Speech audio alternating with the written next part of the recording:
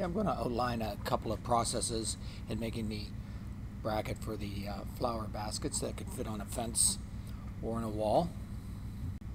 I don't know if this is overly clear here, but I've sprayed the back of the bracket with layout fluid, and I've marked off the various dimensions that are on the plans.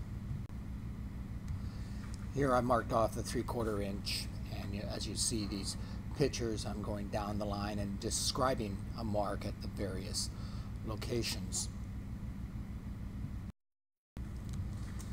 Then using a square, I'm going to scribe a line right across the back with a scriber. So I'll have several lines right across at the various locations that are outlined on the plans.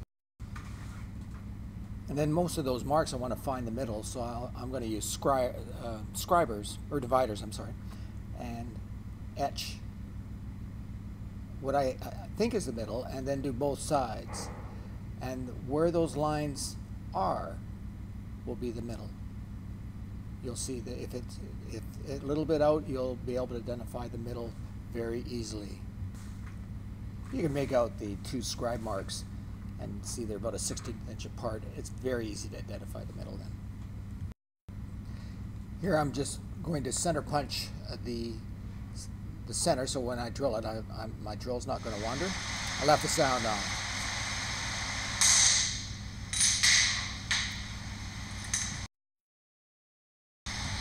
Here I'm just measuring for the offset hole, and the reason that offset hole is there so we can get a screwdriver in and attach it to the post, because the curve would be in the way otherwise if it was in the middle.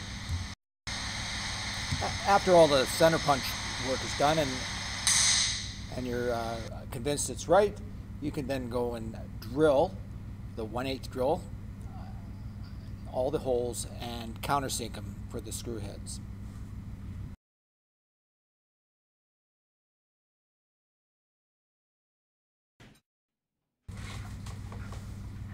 Forming the curve, you're using the 22 inch length of 3/8 round stock, and you have to note how I've got this in the bending tool, and it's just a simple way of bending it. But if you notice, I'm just going a little bit at a time, about every 1/2 inch or less, and slowly just giving it a little bit of a bend so that it'll add up to a curve, and watching what I'm doing and just moving it a little bit.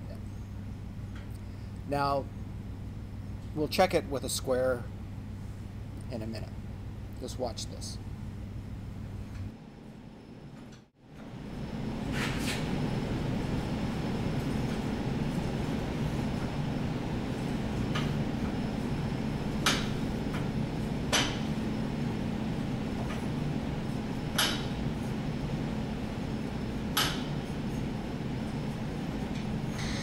You can see the curve taking shape.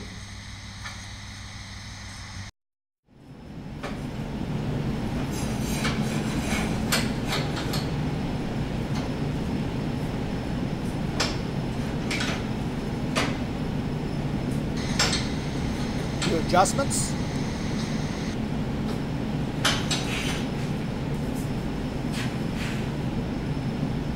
I'm going to check it with a framing square, and I find that I have not bent the curve enough, so I'm going to make a few adjustments. Oops, too far.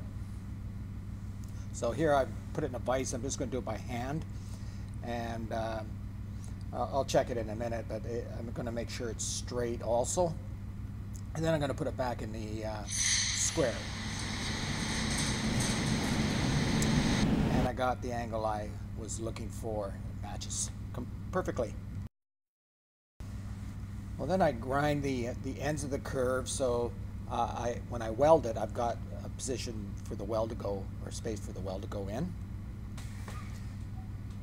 And then on the hook portion, which is now straight, we'll bend it later, and that's a very simple process. I've just beveled each end so that for aesthetics purposes, so it looks nice.